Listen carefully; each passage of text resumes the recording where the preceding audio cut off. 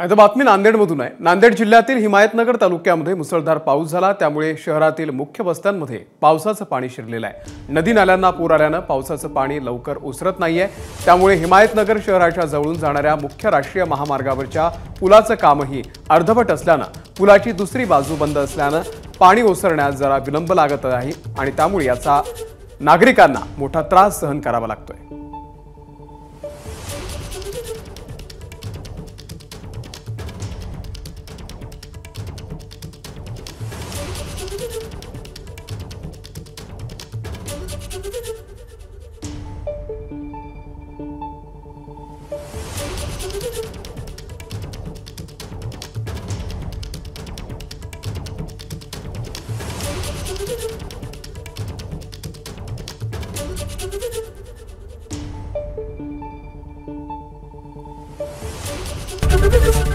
ABP माझा, उघडा डोळे बघा नीट।